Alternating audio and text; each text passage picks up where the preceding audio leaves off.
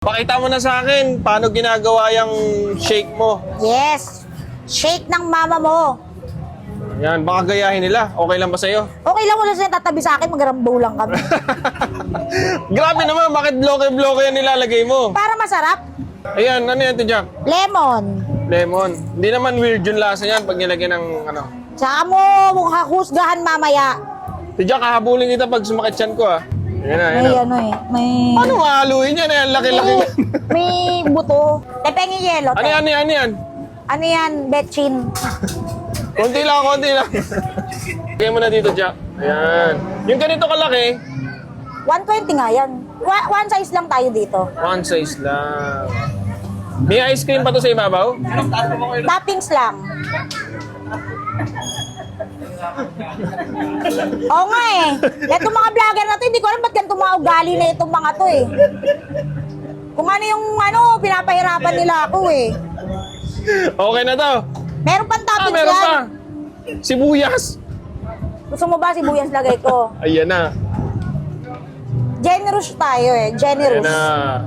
So ito na yung fruit shake ng Mama mo. Jack. Hello, Sir Nanang. Si Jack, kamusta yung turon mo? O, turun ba to? Turun ba to sa paningin mo talaga? Anong tawag dyan? Morcon. Morgon, magkano yung ganyan? Mali pa rin pala. Mali pa rin. 220 beef samyang roll ng mama mo. Bakit medyo nagmahal? Dumating yung mga new stock natin ng beef. 120 yung tinaas per kilo. Dapat talaga 250 ko ibebenta kaso iniisip ko pa rin na kailangan mababa pa rin eh. Pero yung Tsaka quality? yung quality yung beef na gamit natin. May beef dapat akong tatry na gamitin sa nonong. Pero nung tinikmang ko, matigas na masebo pa.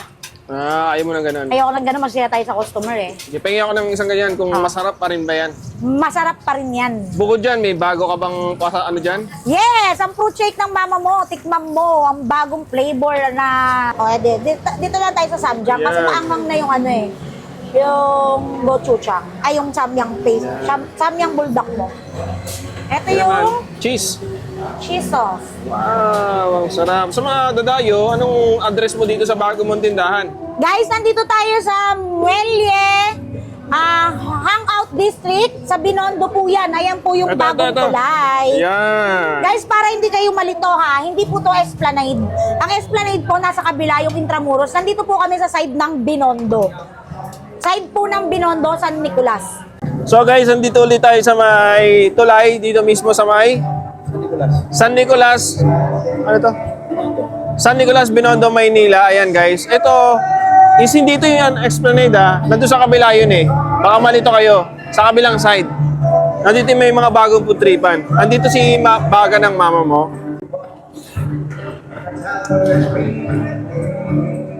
Masarap mo. Ayun guys, medyo pangang siya.